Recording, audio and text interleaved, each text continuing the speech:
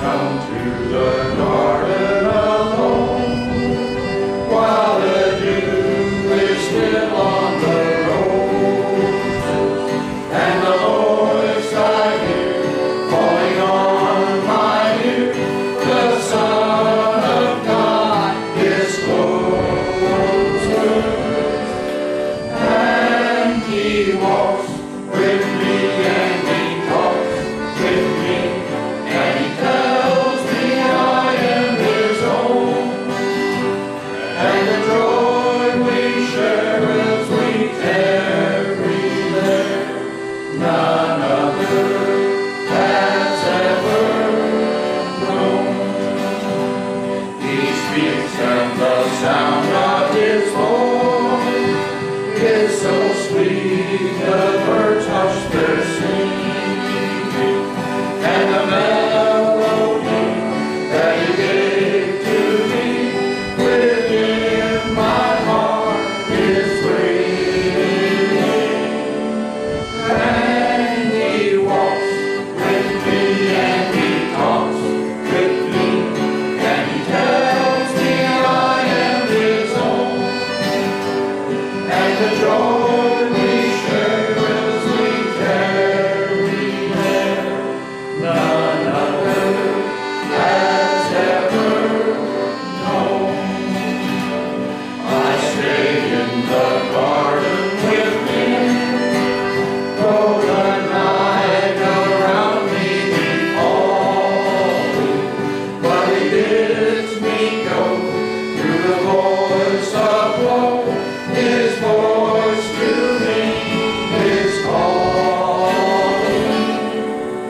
and He walks with me and He talks with me, and He tells me I am His own, and the joy we share as we tarry there, none other has ever known.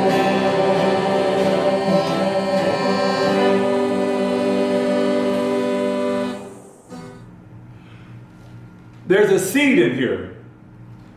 Can you see it? You see it? Consider this seed. How amazing that a plant lives in here, waiting to bloom and thrive and grow and flourish and blossom and produce good things. Can you imagine that? You may have guessed by now that today we're going to look at the parable of the mustard seed. A parable, writes Frederick Buechner, is a small story with a big point. Someone else says a parable is an earthly story with a heavenly message.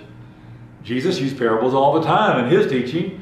In fact, if someone asked Him a direct question, He would either answer the question with a question of His own, or else He would tell them a parable. Someone writes, parables engage our imagination. Parables do not give easy, clear answers. We have to figure the answer out for ourselves. One day a crowd of people gather around Jesus. Jesus looks with compassion into the weary, discouraged faces of these people. They were tired of being on the losing ends of things, tired of waiting for God's kingdom to finally arrive. They were tired of being oppressed and taxed by the Roman government, having little or no food to eat. They needed words of hope. And in this parable, Jesus gives them what they need. He compares the kingdom of God to a tiny mustard seed and how it can mysteriously flourish and grow and bring inner peace and hope. Even a little faith is enough, he says. To these people who are living in such difficult and hard times, Jesus offers this parable from Matthew's Gospel.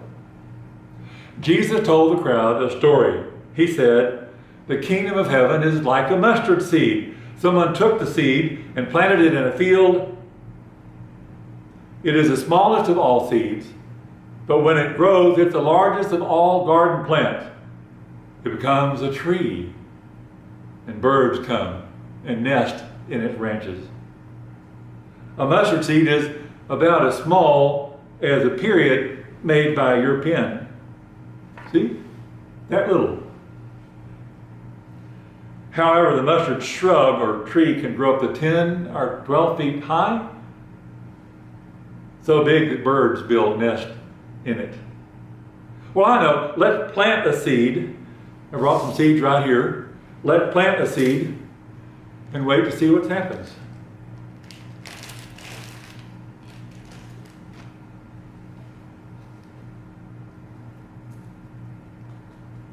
There.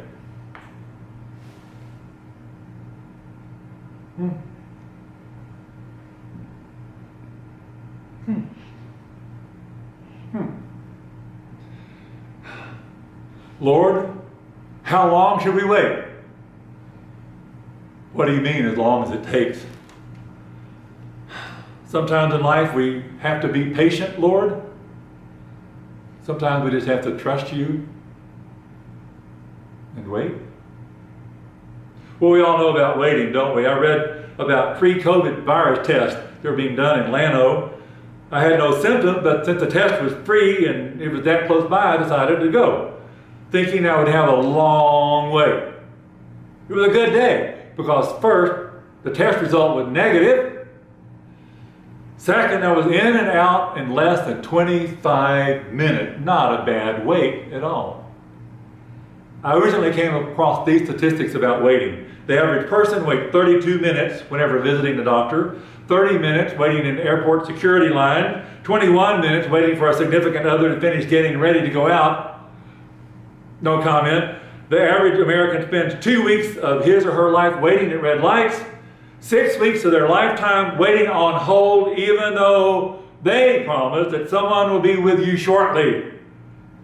Once, after a really long time on hold, I decided to tell the agent that I was going to make him wait on me for 60 seconds, saying I would watch the second hand on our clock, which I did to make him wait. Well, he was surprised, but he went along with this. I realize now that I spent another full minute waiting on myself. I'm not always the sharpest knife in the drawer. There's a lot of waiting in the Bible. I recently heard the Lano pastor say that the phrase, "How long, O Lord," is in the Bible 60 times, 15 of those in the Psalms alone. In fact, listen to Psalm 13. "How long, O Lord, will you forget me forever? How long, O Lord, will you hide from me? How long?" There's so much waiting in the Bible. The blinded Saul waited for 3 days for Ananias to show up and heal him. Jesus waited 40 days and nights in the wilderness for God to finally send him out to preach and teach and heal. Jonah, after becoming human sushi, was trapped for at least 72 hours in that foul-smelling whale's stomach, waiting for a way out. The whole world waits 3 days after the crucifixion until something happens. Abraham waited 25 years for a son. Jacob waited 14 years to marry Rachel. Mary and Martha waited several hours for Jesus to get there when their brother Lazarus gets sick. After spending 215 years in slavery, the Hebrews wandered and waited for 40 more years before finally reaching the promised land. After the resurrection, the disciples wait for 50 days to see what God will do next. But notice, Saul is healed. Jacob marries Rachel. Jonah escapes the fish and saves an entire city with one sermon. And we all know what happens on Easter. God shows up with a word of grace and hope in each of those situations. In each situation, God shows up with grace and hope. We say, "How long, O Lord?" And God says, "As long as it takes." We say, "How long?" And God says, "Trust me. Be patient. It will be worth your wait. I promise." Well, the two things we can learn here. First, when hard times come, and they will, be patient. For God is at work even when you don't see it. That's the first thing. Be patient when hard times come. Second, from the smallest of beginnings can come great results. Now, we've already covered that first point about waiting expectantly, patient waiting. Let's look at the second point. From the smallest of beginnings can come great results. I heard a Lano pastor talk about his wife's sonogram, seeing his wife's sonogram. so many weeks before their son was born. He said it was just so tiny, so small. They didn't think their son would ever get here. They went through 9 months of waiting to think their son would ever get here. But he's like 10 years old already. William Barclay puts it this way: some of the greatest things in our lives start with a small beginning. For example, he says, consider a keyboard octave. Only 8 notes, do, re, mi, fa, sol, la, ti, do.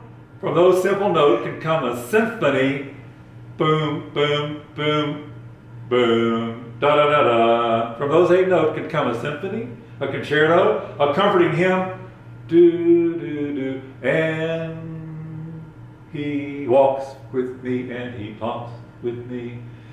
A comforting hymn, a majestic operatic oratorio, an upbeat march, a tender love song, and I will always... Okay, well, never mind.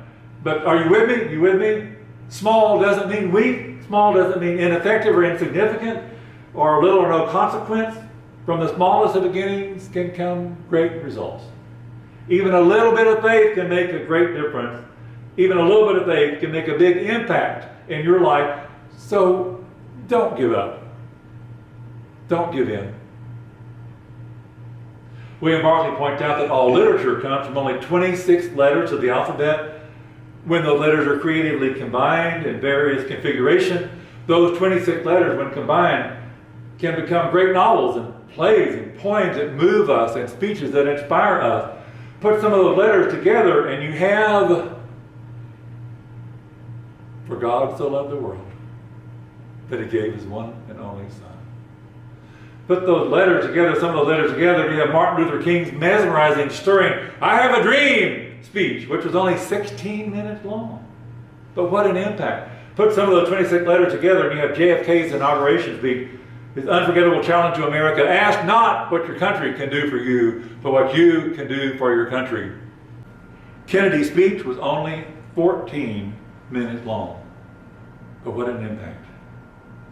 On his way to Gettysburg, Lincoln jotted down 272 word combinations of letters from the alphabet, 272 words on the back of the envelope, 272 words, 2 minutes total time when he made that speech, but what a huge impact. Secretary of State Edward Everett also gave a speech at Gettysburg. That same day that Lincoln gave his speech, Everett's was 13,000 words long, over 2 hours in length. Lincoln's speech is not even 2% as long as Everett's. Yet most of us today can still quote part of Lincoln's heartfelt speech from memory. Little things can have such great impact. Even a small amount of faith can give you confidence and courage and hope. By the way, put those same 26 letters of the alphabet, put some of those same 26 letters of the alphabet together, and you get 2 of my favorite phrases. First of all, silly papa, uttered by my grandkids. And secondly, from Tricia, supper's ready. I love those phrases. From the smallest of beginnings can come great results. 16 decades ago, the people living in this kill country had a vision to establish a church where people could come and find faith and friends and belonging and hope. A small group of people gathered on the front porch of the Smith home. Circuit rider stopped by. And from that small beginning on the front porch of that ranch home came this church that had been such a significant part in the lives of so many people for 165 years. Can you imagine? Can you imagine? Before Lincoln ever became president, before the first light bulb was invented, Walnut Church was healing, helping, welcoming, winning souls, and probably having covered his dinners. From the smallest of beginnings can come great results. Mother Teresa of Calcutta had a vision for an orphanage. She told some of her superiors, well, I have 3 pennies and a dream from God to build an orphanage. Mother Teresa, her superiors told her, you can't build an orphanage with only 3 pennies. With 3 pennies, you can't do much of anything at all. Well, I know, she said, smiling, but with God and 3 pennies, I can do anything. The mustard seed parable tells us that small beginnings can have large consequences, surprising endings, that small things can become important things. Small things can even become words of act and kindness and conviction. Maybe you can bring hope. Maybe you can bring the kingdom of God into the life of someone else through some small action. In 1997, a sixth grade teacher from Yuma, Arizona, wrote on a student's report card, she wrote, "It's been a joy to have you in my class. Keep up the good work. Invite me to your Harvard graduation," she said on that report card. 21 years later, the student did indeed graduate from Harvard, and she hand-delivered an invitation to that teacher who attended, proudly beaming her way through the ceremony. The student, a woman named Christian Gilmer, graduated from Harvard Medical School, became a doctor, deciding she could do more good for people if she worked in the health field, the field of public health. And she became director of the Special Olympics, and she has helped thousands. Christine told reporters how that one teacher and that one note became her inspiration. The one teacher became her hero and motivated her to strive and achieve and care about other people. She said, "I still carry that note on the back of that report card around with me."